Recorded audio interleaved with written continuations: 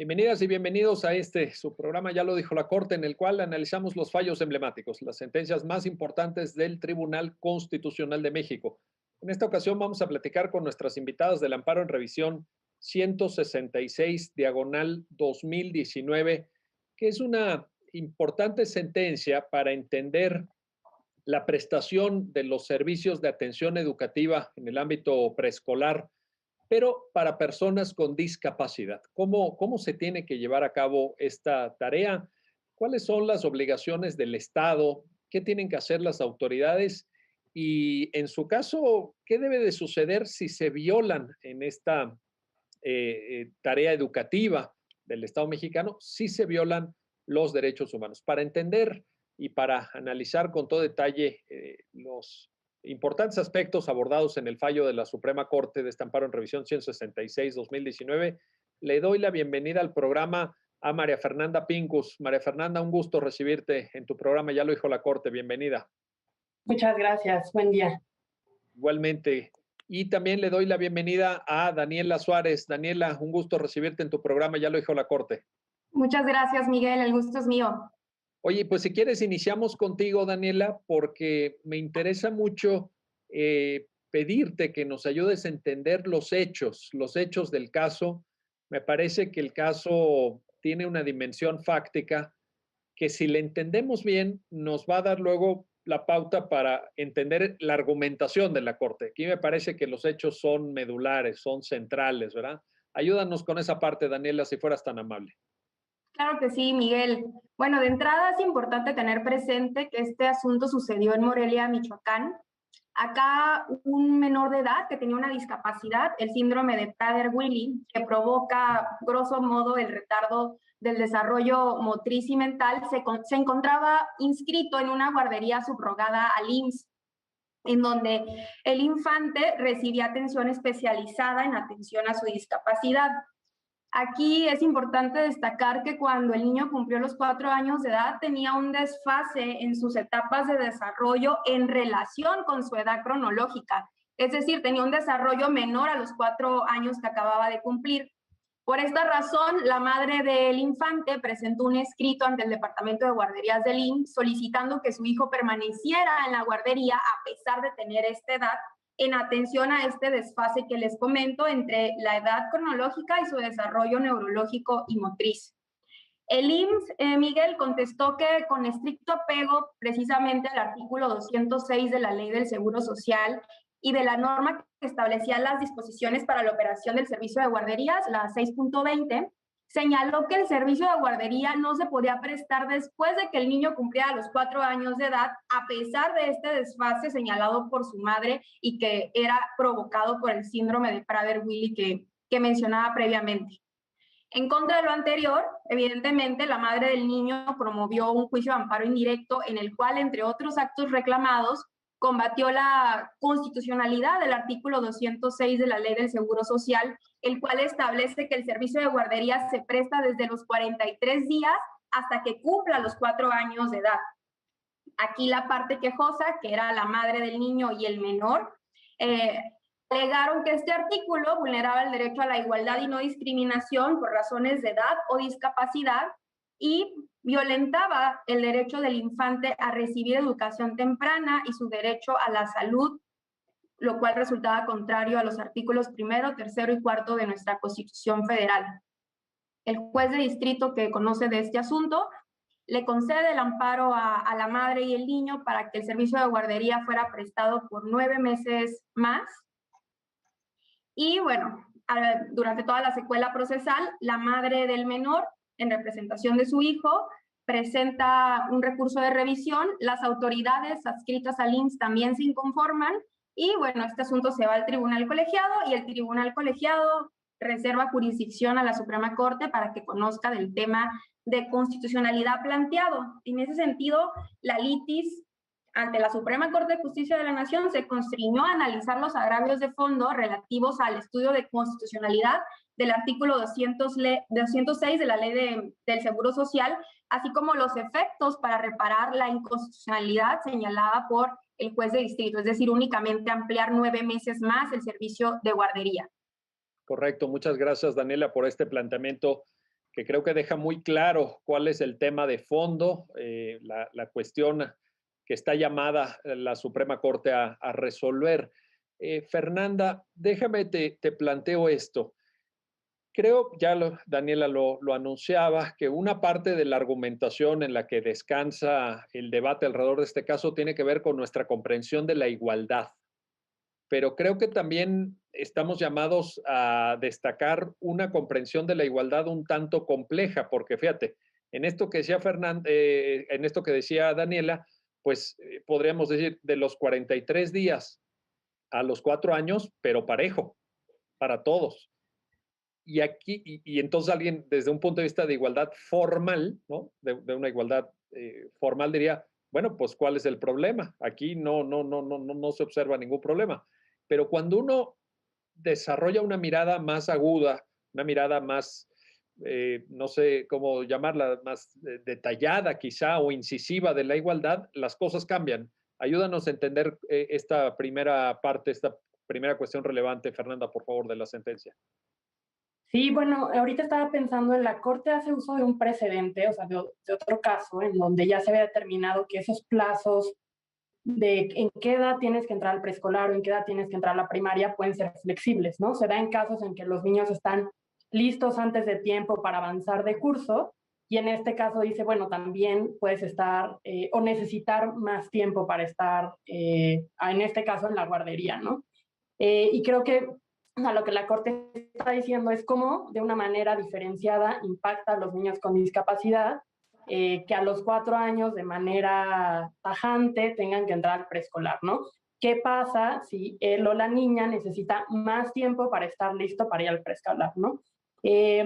Algo que hace mucha falta en México como para poder hacer estos estudios de conocer cuál es ese impacto diferenciado en las normas, creo que hace falta mucha estadística y muchos datos empíricos, ¿no? En este caso yo también diría, a lo mejor nos quedamos con ganas de saber un poquito más por qué o de dónde concluimos que existe este impacto diferenciado a las personas con discapacidad que permite flexibilizar esta norma, pero sí es cierto que la madre ahí menciona algunos aspectos de por qué le vendría bien al desarrollo integral del niño estar más tiempo en el preescolar, ¿no? Entonces, de lo que se trata no es solamente ver si la norma es pareja, sino también ver cómo eso puede impactar de manera diferenciada a una población en específico. En este caso hablaríamos de la población con discapacidad y para eso pues nos traen este concepto de ajustes razonables, ¿no? Ahora, oye, un apunte nada más en este tema, Fernanda,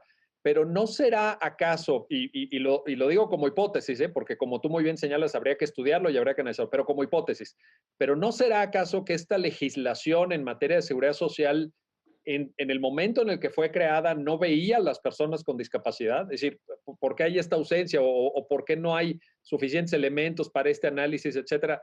¿No viene de una época anterior, por ejemplo, a la Convención de los Derechos de las Personas con Discapacidad de Naciones Unidas y de esta visión un poquito más profunda del principio de igualdad y no discriminación, Fernanda?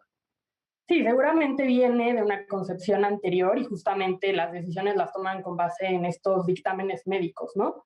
Pero yo creo que también hacer una distinción solamente para personas con discapacidad podría resultar discriminatorio, ¿no? O sea, no habría que decir, todos tienen que entrar a la escuela a los 4 años, excepto las personas con discapacidad que pueden requerir ajustes, ¿no? El tema sería ver por qué una persona en específico con o sin discapacidad requeriría un ajuste de flexibilizar esa edad, ¿no? Y yo ahí diría, no se está haciendo un examen a todos los niños para saber si ya están listos para pasar al preescolar, y en ese sentido tampoco habría que hacer un examen o una evaluación, digamos, solo a las personas con discapacidad, ¿no? Como que ahí yo tendría mucho cuidado con ese tema.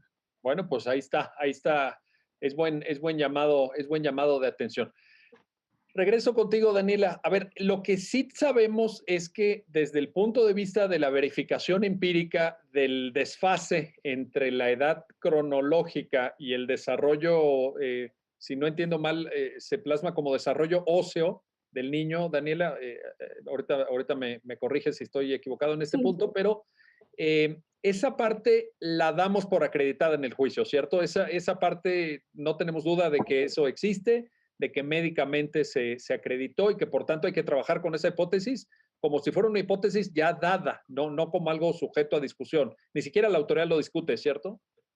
Así es, Miguel, pero para esto es muy importante entender lo que resolvió el juez de distrito y lo que a su vez viene controvirtiendo la madre en su recurso de revisión y lo que con posterioridad resuelve la Corte. A ver, voy un poco en orden.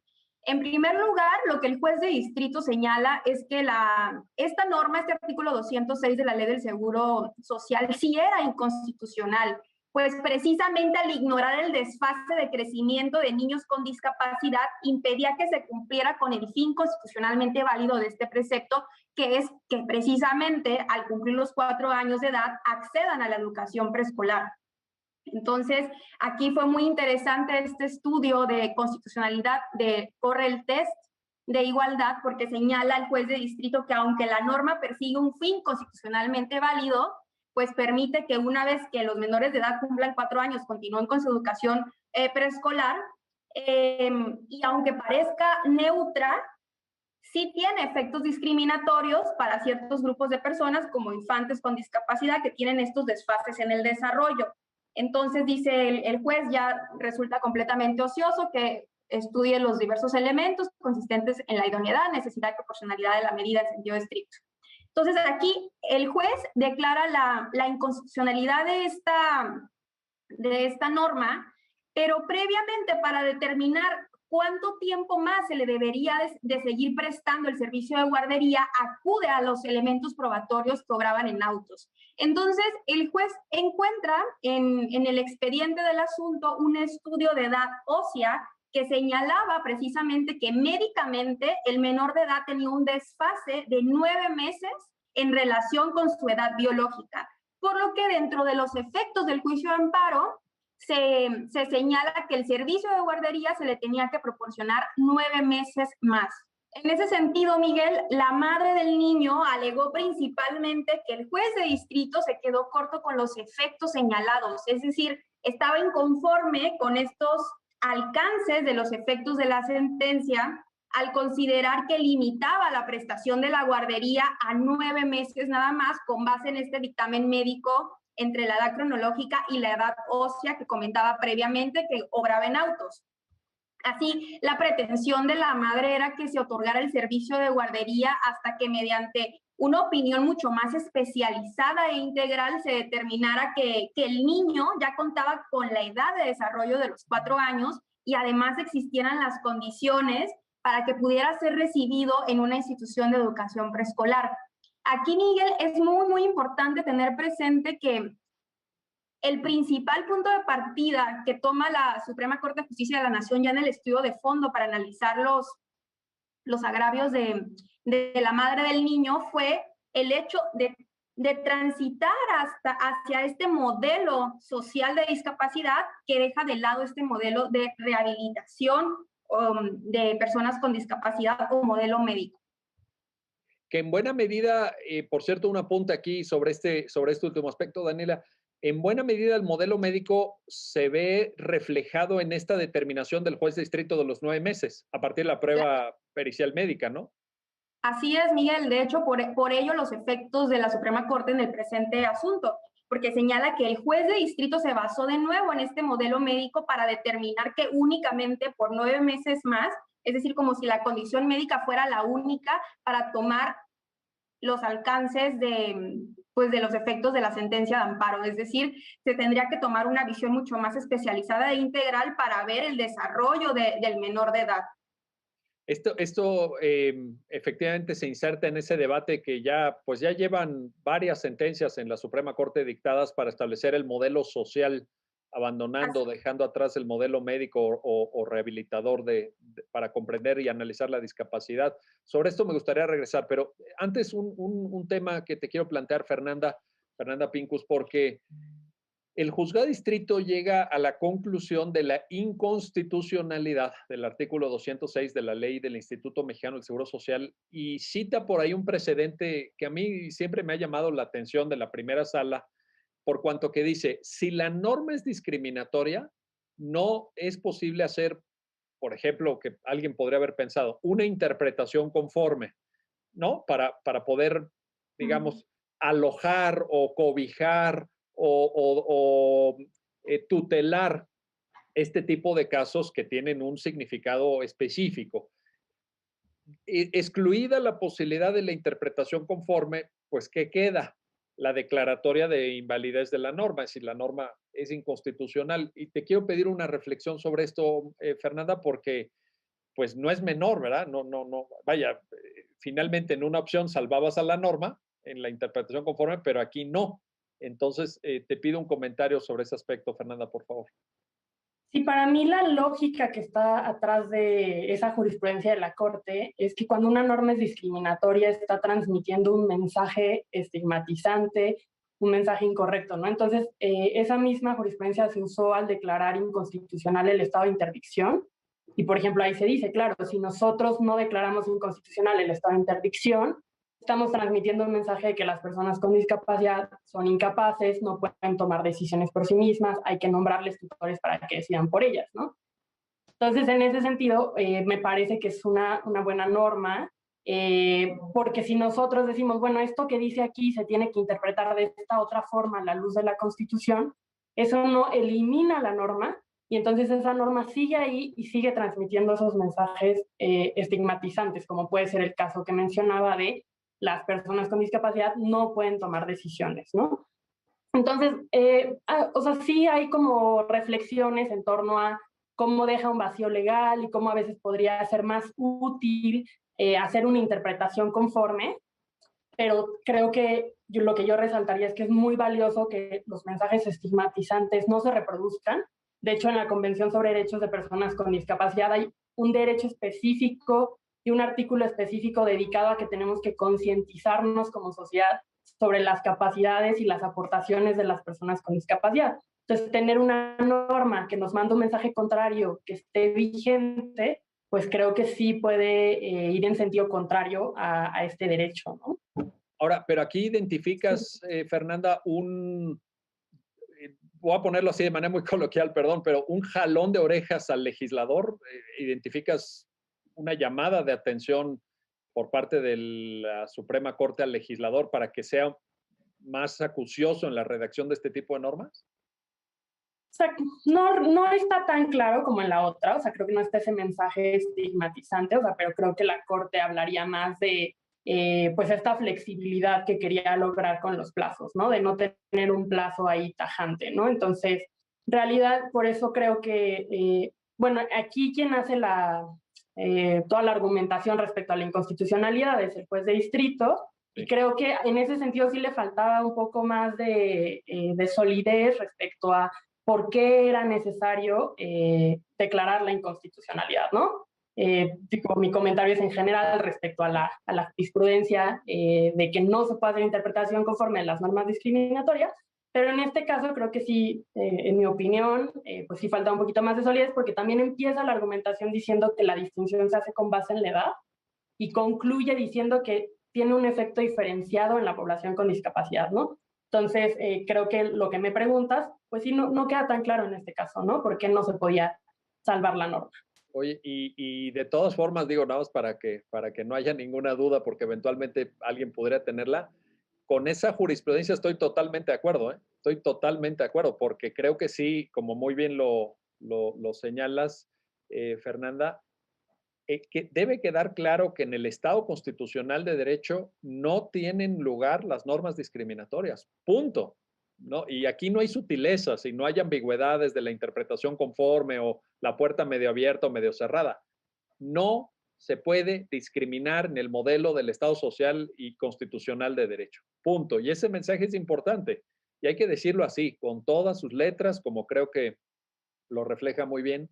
Lo que sucede es que como también adviertes con claridad, pues ya en la práctica, en el caso a caso, pues se pueden suscitar momentos de duda o momentos de perplejidad porque finalmente la declaratoria de inconstitucionalidad anula, digamos, no anula, pero inaplica la norma y tendencialmente se puede reproducir el criterio. Entonces ahí se pueden generar huecos, como muy bien apuntado. Bueno, vamos a hacer una pausa, no se vayan, regresamos enseguida para continuar conversando con nuestras invitadas sobre esta importante sentencia que resuelve el amparo en revisión 166 diagonal 2019 y la forma de entender los derechos de personas con discapacidad, en este caso, niñas, niños y adolescentes en el ámbito educativo. Regresamos enseguida.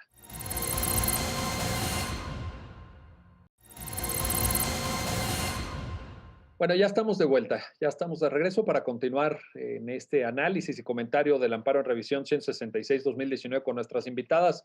Y quiero regresar contigo, María Fernanda Pincus, para plantearte sobre la posibilidad del control judicial de las políticas públicas, porque déjame hacerle aquí casi de abogado del diablo. Digamos, un jurista tradicional te diría, oye, todavía que les dan servicio de atención educativa preescolar y todo, y vienen y se amparan y se quejan, y todavía quieren quedarse más años. Aquí ya cumplió 4 el niño, hombre, pues ya, que se vaya a otra instancia, a otro en fin, a otro salón, a otra aula. ¿Por qué, María Fernanda, los jueces sí deben? Yo creo que sí deben, sí, aquí puede ser que estemos de acuerdo, puede ser que no estemos de acuerdo, en fin, creo que la sentencia lo avala, pero yo creo que sí los jueces tienen que entrarle a las políticas públicas. No puede ser un sitio, y cito a un administrativista español muy famoso que seguramente ustedes han leído, que fue Eduardo García de Enterría. No puede ser un lugar de inmunidades del poder. No puede ser que la política pública esté librada de los mandatos constitucionales o que siga su propia lógica asistencialista o de dádiva del poder público hacia el ciudadano. Pero tú, ¿cómo lo lees, María Fernanda? ¿Es esto así? ¿No es así? ¿Pueden entrarle los jueces? ¿Deben entrarle los jueces o no? ¿Cómo entender esta parte? Yo creo que sí tienen que entrar. ¿Por qué? O sea, la política pública es la forma en la que se da cumplimiento, sobre todo a derechos económicos, sociales y culturales, ¿no? Como en este caso, derecho a la educación. Entonces, si no nos metemos a revisar la política pública, a dar lineamientos con estándares internacionales, con estándares nacionales, entonces lo que dicen las normas, pues se van a violar derechos, ¿no? Entonces, es muy importante que la Corte se meta a revisar estas cosas, que los jueces se metan a revisarlas. Lo único es que a veces los casos están muy limitados, ¿no? O sea, el amparo puede tener ciertos efectos y entonces tampoco es que los jueces, o sea, por más que quieran, los y las juezas no pueden suplir la labor de quien, o sea, de la administración, de quien debe elaborar la política pública, ¿no? Y aquí lo vemos, o sea, se declara la inconstitucionalidad de una norma, se queda un poco ese vacío, digo, solo es para el caso concreto, pero se queda ese vacío. Y entonces, ¿qué tendría que pasar? Que eso generara una reflexión en la administración pública, que generaran datos para que les ayudaran a implementar ahora sí una política pública que repercuta a todos. O sea, este fue un caso y a partir de estas decisiones individuales de jueces y juezas, la administración pública tendría que tener este proceso de reflexión, de ya me dijeron cuáles son los estándares, y entonces que permee todas esas programas estatales, ¿no? Porque creo que ese es el problema. A veces los casos hacen lo más que pueden, pero no es suficiente para lograr ese ejercicio verdadero de estos derechos como el derecho a la educación, ¿no? Bueno, entiendo esto como un llamado, ojalá que estén viendo el programa, pues las personas que son responsables de estos asuntos de política pública y también los legisladores, porque yo creo que aquí es importante un diálogo interinstitucional, respetuoso siempre como debe ser de la división de poderes, donde cada quien asuma su compromiso, pero sí, ciertamente el ir caso a caso, pues demora una solución más integral, una solución más de carácter estructural porque pues este fue un caso que llegó a la Corte y que fue afortunadamente, creo yo, bien resuelto, pero ¿cuántos no habrán llegado, no? ¿Cuántos no tendrán quizá hasta la asesoría jurídica suficiente para plantear los conceptos de violación en una demanda de amparo, los agravios en un recurso de revisión? En fin, es muy importante esto que mencionas, Fernanda, y lo tomamos como un llamado y lo transmitimos. Ese es el deber de este programa también y también de una televisión pública como es Justicia TV. Oye, pero déjame, Daniela, regreso contigo, pero déjame seguir haciendo de abogado del diablo, ¿no? Porque yo creo que esto es lo que genera respuestas tan importantes como la que acabamos de escuchar de Fernanda, y ahora te quiero escuchar a ti, Daniela, para esto. Y si esa supervisión, te pregunto, y creo que el caso lo ilustra, de la política pública que haga un órgano judicial, sea un juez de distrito, sea la Suprema Corte, ¿tiene costos? y se involucra gasto público y si supone que se tengan que invertir, porque bueno, pues finalmente esa plaza educativa, pues tiene un costo. No es que sea gratis, ¿verdad? ¿Qué sucede ahí? ¿También se vale entonces? Claro que sí, Miguel, también se vale. Ya es un debate, diría yo, superado, al menos en el derecho internacional de los derechos humanos, en los cuales hay estándares claros emitidos por la Corte Interamericana, que un tema presupuestal no sería un argumento válido ante el Estado para dejar de garantizar derechos humanos. Como bien decía Fernanda, este es el caso, un tema que siempre sale cuando hablamos de derechos económicos, sociales y culturales, que implican de suyo ya un tema de presupuesto. Así que también, Miguel, se tienen que garantizar estos derechos humanos relacionados, aunque implique un gasto considerable de presupuesto. Oye, que por cierto, en esto que dices, los derechos económicos, sociales y culturales cuestan, pero me está acordando de este famoso libro de Cass Sunstein y Stephen Holmes, que argumenta que todos los derechos cuestan. No hay derechos gratuitos, no pueden ser quizá los derechos económicos, sociales y culturales cuestan más. Cuestan más. También las libertades cuestan. La libertad de Así prensa es. también necesita mecanismos de garantía. Esa separación a veces que hacemos un tanto académicamente, no un tanto doctrinalmente, luego en la práctica quizá no genera buenos efectos. ¿Qué tan relevante es, María Fernanda, para este tipo de temas? Porque lo apuntaba por ahí Daniela, pero ahora te quiero plantear esto. ¿Qué tan relevante es para este tipo de temas que la persona afectada sea un menor de edad, que sea un niño, una niña, un adolescente? Porque me parece que ahí pudieran entrar también consideraciones adicionales en términos argumentativos. Lo hemos platicado en el programa varias veces, en el sentido de interés superior o una visión reforzada de tutela y garantía de derechos. ¿Cómo leer esta parte también, María Fernanda, por favor? Sí, yo creo que también en este caso se pudo haber visto el interés superior del niño, ¿no? Famosísimo, y creo que era necesario, ¿no? Saber qué le conviene más al niño. ¿Le conviene quedarse en guardería o le conviene pasar al preescolar, ¿no? ¿Cuáles son las habilidades que queremos que el niño desarrolle? Hablan hasta de rehabilitación, de desarrollo integral. ¿Y cómo lo va a lograr? Lo va a lograr estando en la guardería, lo va a lograr estando en el preescolar, ¿no? Y justo que hablábamos también de los ajustes razonables, pero esos ajustes se pueden hacer tanto en la guardería como en el preescolar, ¿no? Entonces, ahí creo que también es necesario como indagar más en las características específicas del niño. Creo que algo que hay que subrayar muchísimo en la sentencia es esta parte donde dice, no nos quedemos con un modelo, con una concepción médica de la discapacidad, y entonces, pues estamos hablando de un niño, no de los niños de México, ¿no? Estamos hablando de un niño. Entonces, ¿cuáles son las características específicas de ese niño? ¿Cuáles son las necesidades? ¿Cuáles son las barreras a las que se está enfrentando y cómo podemos eliminar esas barreras? Y todo eso, pues sería acorde a descubrir cuál es el interés superior de ese niño, ¿no? Y claro, o sea, en específico, pues también invocan, aunque se trate de una persona con discapacidad, la Convención sobre Derechos del Niño. Ahí hay una serie de normas, tanto para niños como para niños con discapacidad, que traen a colación y que, claro, normalmente también hablaríamos de pues que el niño también participe y opine, ¿no? En este caso, vemos que es un niño chiquito, 4 años, pero habría que también involucrarlo en todos los procesos que le afectan, ¿no? Y tomar en cuenta su opinión, porque puede ser verbal o no, en este caso no hubiera sido verbal, conforme a su desarrollo y su madurez, ¿no? Entonces yo creo que ahí también está ese principio presente.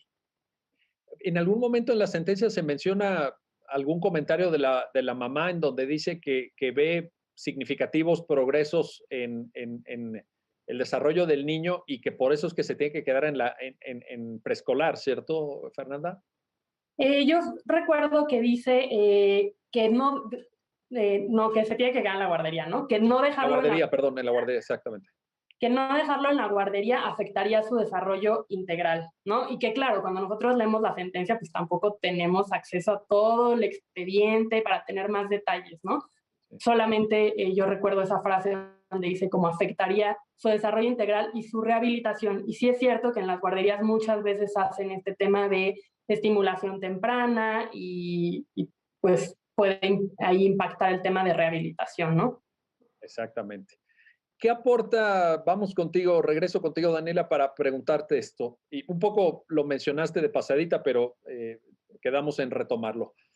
¿Qué aporta el llamado modelo social de la discapacidad en el caso concreto? Porque es un modelo que ha venido construyendo a través de diversos lineamientos jurisprudenciales la Corte, pues ya tiene rato, ¿no? Ya tiene rato, desde hace, por lo menos que yo recuerde, 7 años, a partir de sentencias del 2014, quizá alguna poquito anterior, en fin.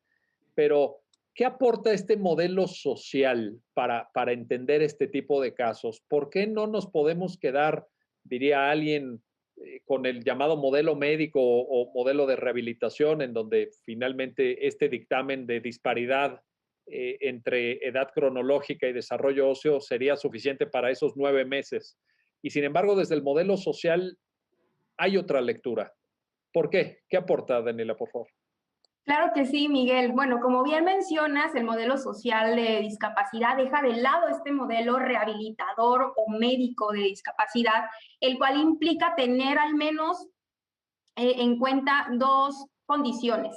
El hecho de que las personas no son, o sea, no es la discapacidad quien le impone una barrera a la persona, sino más bien las barreras mismas que existen en la sociedad son quienes limitan su integración y quienes restringen esos derechos. Y esto está íntimamente relacionado con la obligación estatal de eliminar estas barreras existentes para las personas con discapacidad. Aquí es muy importante tener en cuenta que las personas con discapacidad no pueden ser tratadas como un mero objeto asistencial.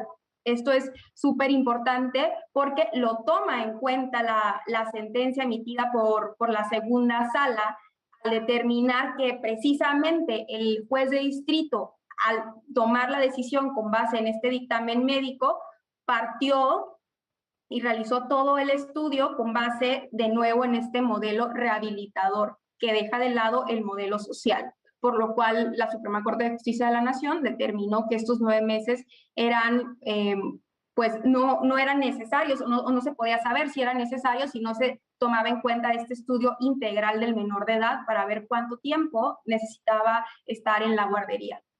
Ese modelo social apela también, Daniela, no solamente a las autoridades, también nos debería de interesar a todas y a todos como ciudadanos, como ciudadanas. Pienso, por ejemplo, en que esta persona que ahora pues es sujeto del juicio de amparo y pues que obtiene una resolución favorable, el día de mañana tendrá que integrarse a un mercado laboral, tendrá que buscar trabajo, tendrá que pues procurarse una subsistencia. Y ahí el tema de la industria, el tema de la empresa, el tema del transporte, piensa en cómo se va a trasladar esta persona a su lugar de trabajo, a su centro de trabajo, pues importan y van a determinar su futuro. Este modelo, Daniela, la pregunta es esta, este modelo también apela, también es un llamado, también debería de extenderse a la propia sociedad, o estamos hablando de temas de autoridades como el IMSS, como CONAPRED, a lo mejor, etcétera. No, Miguel, tienes toda la razón. Este modelo también apela a la sociedad en sí. De hecho, este modelo social considera también el entorno de la persona, donde evidentemente entramos todas y todos. Entonces, además de las autoridades, también todos somos parte de este modelo social para tratar la discapacidad. Así es. Bueno, pues ahí está también la cuestión. María Fernanda, déjame plantearte esto. La Suprema Corte, bueno, ya ahorita si quieres entramos al tema de los efectos, que ya un poco anunciaba Daniela, pero la Suprema Corte, digamos, no se convence del todo en la sentencia. Esa es mi lectura, por lo menos, de la sentencia. No se convence del todo de estos 9 meses, como que eso lo pone en cuestión y de hecho lo fija, pero lo fija como un nivel mínimo, como algo que podría ser, pero de ahí para adelante, ¿verdad? En función de lo que se decida en otra instancia. En este sentido, ¿cómo entender esa parte de los efectos de la sentencia? ¿Cómo, digamos, se da una especie de diálogo? Me gustaría plantearlo así, como un diálogo entre la Suprema Corte, el juzgado de distrito y las autoridades señaladas como responsables originalmente en la demanda. Haznos un comentario sobre esto, María Fernanda, por favor. Sí, pues me gustaría vincularlo con este tema del modelo social, ¿no? O sea, básicamente creo que la Corte dice, a ver, modelo médico lo que significa en este caso es que tú simplemente viste un diagnóstico médico que decía el niño tiene 9 meses de retraso en la edad ósea, ¿no? Porque eso es una característica del síndrome que tiene el niño. Entonces la Corte dice, pues tú no te puedes basar en solamente algo que está diagnosticando un déficit físico, una deficiencia física, ¿no? Eso, lo que querrías, si nos atenemos a eso, lo que tú estarías buscando es que cuando el niño se rehabilite, se recupere, se alivie, ¿no? Como si estuviéramos hablando de una enfermedad, entonces ya puede pasar al preescolar. Y entonces la Corte le dice, no, lo que tienes que tomar en cuenta es el modelo social. Y entonces, ¿qué implica ese modelo social? Como decía Daniela, ¿no? Hay que tener en cuenta estas barreras del entorno, ¿no? Y entonces, creo que la Corte se está imaginando, ¿no? Lo que la Corte habla es, o sea, lo que sí dice la Corte es vamos a hacer una evaluación integral, no una evaluación médica, ¿no? Tú tienes que tener indicadores de cuál es el desarrollo del niño para saber si ya está listo para el preescolar, pero esos indicadores los tendríamos que estar leyendo en el contexto de este modelo social, que la misma Corte trae a colación en la sentencia. ¿Eso qué significa? Que tú a lo mejor, pues, o sea, en este diálogo, pues también traes al personal de las guarderías, ¿no? A ver, justamente eso, ¿cuáles son las habilidades que los niños desarrollan en la guardería? No, o sea, los hitos del desarrollo le llaman luego, ¿no? En las guarderías o en la educación en general, ¿no? Ah, pues que el niño se siente, que el niño conozca la diferencia entre el día, la tarde y la noche, que el niño respete ciertas reglas fuera de su casa, ¿no? Que se trabaja cuando se trabaja, se juega cuando se juega, se pide la palabra para hablar, etcétera, ¿no? Esos son como los hitos de aprendizaje que van desarrollando los niños en la guardería. Y entonces la evaluación habría que ver, a ver, cuáles son las cualidades que sí tiene el niño, las habilidades que sí tiene el niño, cuáles son las barreras a las que se está enfrentando. Ah, pues se está enfrentando a barreras desde el entorno que no es accesible y que, por ejemplo, ahí en la sentencia se decía que en su comunidad no había escuelas, ¿no? Entonces, pues a lo mejor a barreras de transporte o también pueden ser barreras actitudinales. Y entonces ya que hacemos un diagnóstico de esas barreras a las que se está enfrentando, le cuesta trabajo los conceptos muy abstractos porque puede haber un tema de deficiencia intelectual. Entonces hagamos ese análisis, pero no médico, sino de esas cosas, tanto el entorno como todas esas barreras a las que la persona se puede estar enfrentando, y hagamos un plan individualizado que tendría total sentido con la educación centrada en el estudiante, y hagamos un plan de cómo vamos a eliminar esas barreras, cómo vamos a poner a ese niño en entornos en el que pueda ir alcanzando esos hitos del desarrollo, y entonces ya cuando digamos, bueno, para entrar al preescolar se requiere alcanzar estos hitos, entonces ya que pase al preescolar, ¿no? Pero entonces no estaríamos hablando de el niño no puede porque el niño tiene una edad ósea menor porque un doctor lo dijo, sino estaríamos hablando de qué barreras están existiendo que no le permiten al niño alcanzar esos hitos del desarrollo que son necesarios para pasar al preescolar, ¿no? ¿Y cómo lo vamos a lograr? Eliminando todas esas barreras a las que se puede enfrentar, que son las barreras que decimos en la definición de discapacidad, que interactúan con la eficiencia y que generan exclusión. En este caso, exclusión del derecho a la educación, ¿no? Fíjate que estos comentarios que nos acabas de compartir son muy importantes, María Fernanda, porque empatan con lo que Daniela también explicaba del modelo social. Es decir, todo esto se entiende y se puede aplicar a casos concretos y puede servir para cambiar la vida de personas de carne y hueso desde el modelo social, que ha sido esta construcción que ha ido adoptando la Corte mexicana, creo yo, afortunadamente. Bueno, vamos a hacer otra pausa, no se vayan, regresamos enseguida para continuar en esta conversación y análisis con nuestras invitadas sobre el amparo en revisión 166 diagonal 2019 de la Suprema Corte de Justicia de la Nación. Regresamos enseguida.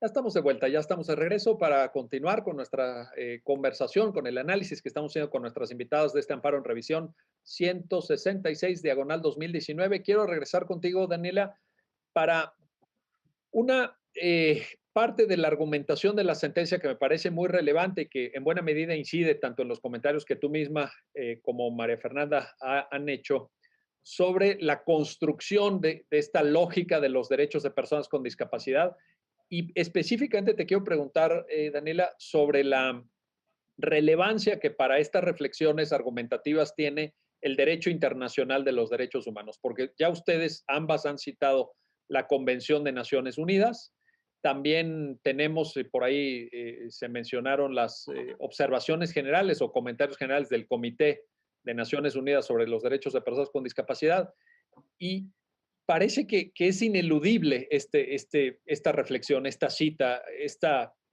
apelación al derecho internacional de los derechos humanos. ¿Por qué, Daniela? ¿Qué aporta? ¿Por qué tenemos que voltear a ver este segmento de la regulación de los derechos humanos de personas con discapacidad? Claro que sí, Miguel. Bueno, de entrada, todas las personas juzgadoras de México tienen la obligación de mirar todo el derecho internacional de los derechos humanos, incluyendo la jurisprudencia de la Corte Interamericana de Derechos Humanos, porque existe jurisprudencia de la misma Suprema Corte de Justicia de la Nación que así lo señala, en específico la multicitada contradicción de tesis 293 que establece esta obligación para realizar el estudio a la luz del nuevo parámetro de regularidad de normas y actos jurídicos.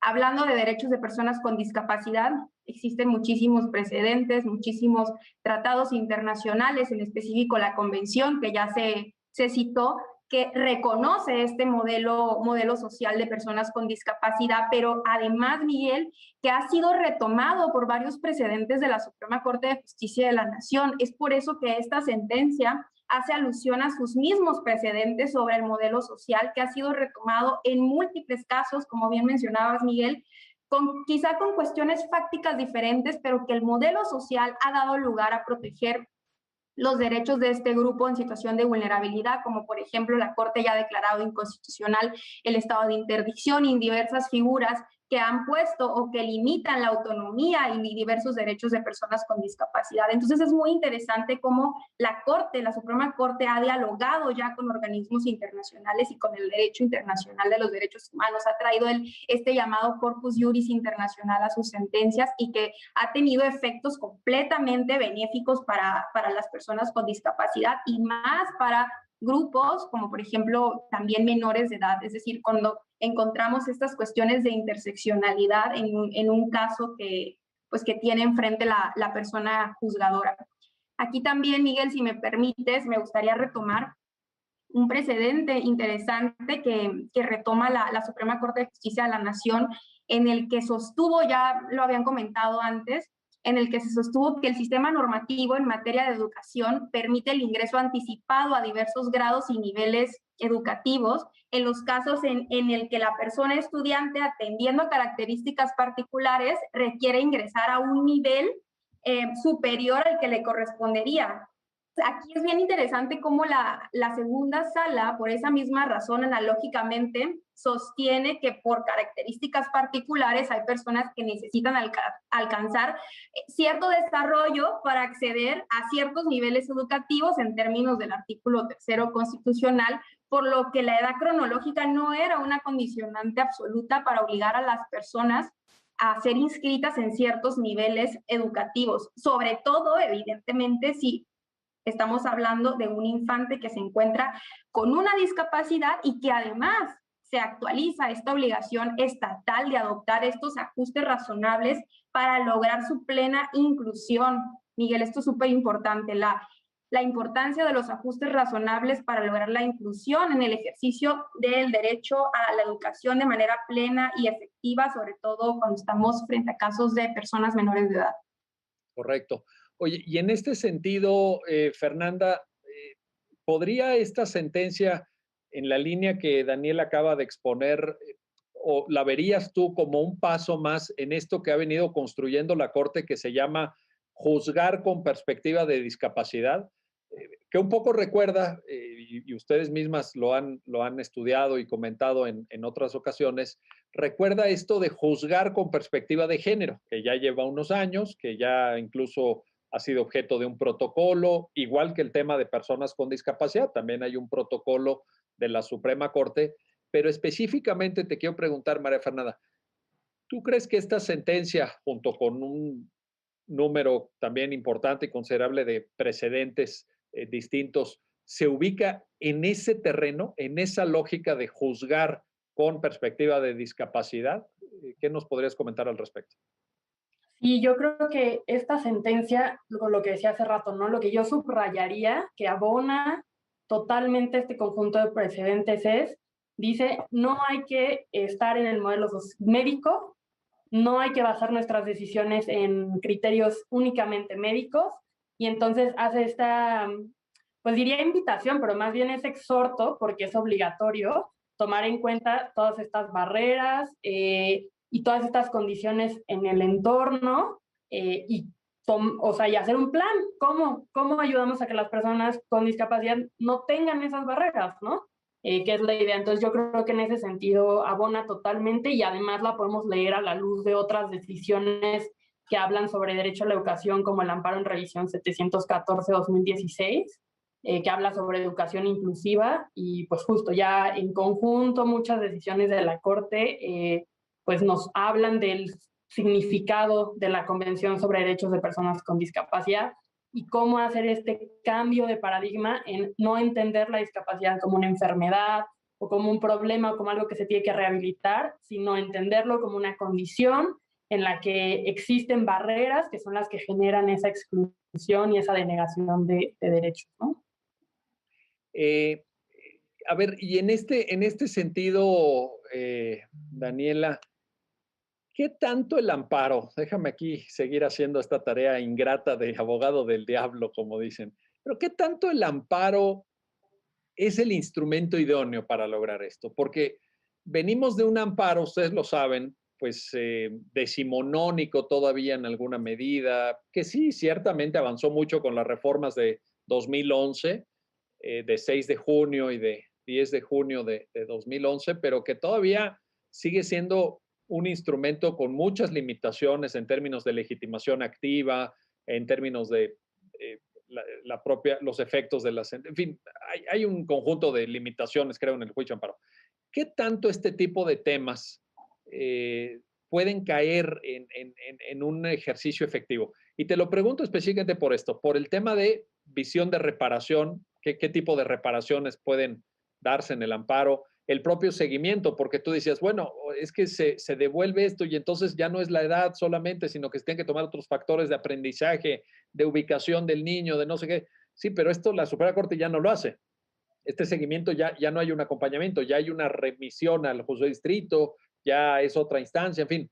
¿Será que el amparo pueda con este reto? Porque aquí, o necesitamos un nuevo amparo, o necesitamos un amparo 2.0 o 4.0, ¿cómo definir esta parte, Daniela? Gracias, Miguel, por la pregunta. Mira, yo creo que a la luz de la reforma, bueno, de las reformas constitucionales en materia de derechos humanos y de amparo, que por cierto estamos por cumplir ya una década desde su emisión, han traído consigo la flexibilización e incluso la amplitud de los efectos protectores del juicio de amparo. Sin duda alguna, considero que la importancia del juicio de amparo como mecanismo para proteger y garantizar derechos humanos es indudable. O sea, me parece que de hecho es incuestionable. La parte en la cual puede dialogar con otros poderes, usa pues, dentro de su origen el poder garantizar la constitucionalidad de normas y actos jurídicos que emiten los otros dos poderes es fundamental para el Estado de Derecho. Entonces, considero que sin duda alguna pueden existir ciertos retos, sobre todo por reglas tan técnicas que rigen el mismo procedimiento. No obstante, han existido grandes avances que lo vemos desde una décima época que trajo consigo muchísimos criterios y lineamientos que han permitido flexibilizar bastantes ya de sus reglas procesales. Oye, y ya para terminar, porque nos quedan 2 minutos solamente de programa, María Fernanda, ya nos acaba de decir Daniela, bueno, el amparo sí, con todas estas reformas, estas adecuaciones, con todo lo que ha aportado incluso en términos argumentativos y de construcción metodológica la décima época, y que esperamos que siga en la 11ª, ojalá, ¿no? Que esto pues se profundice incluso, ese sería, digamos, un deseo doctrinal. Pero, María Fernanda, ¿y los demás jueces? ¿Y los jueces del fuero común?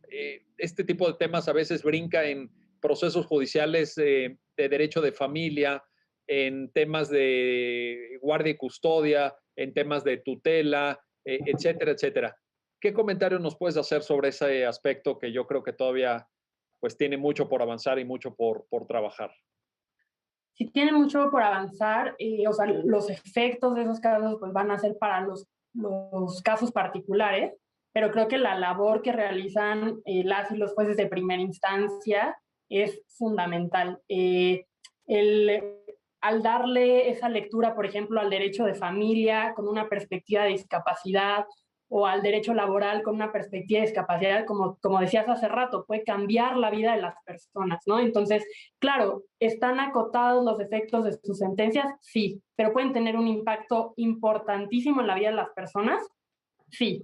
En la cultura y en la concepción de cómo vemos la discapacidad, también. Entonces, es súper relevante su trabajo y hay que, digamos, pues que lo tomen en serio, que muchas veces lo hacen y que aporten este tema desde su trinchera, ¿no?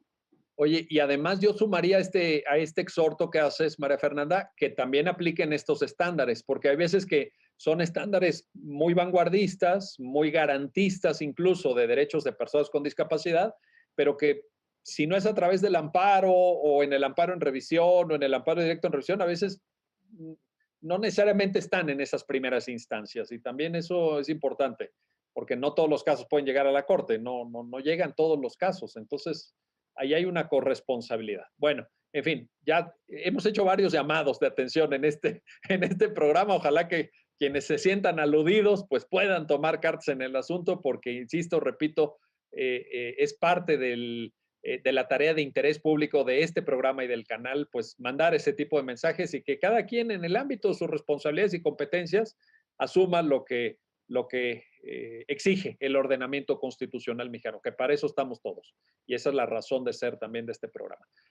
Daniela Suárez, María Fernanda Pincus, gracias, muchísimas gracias por ayudarnos a entender el alcance de esta sentencia.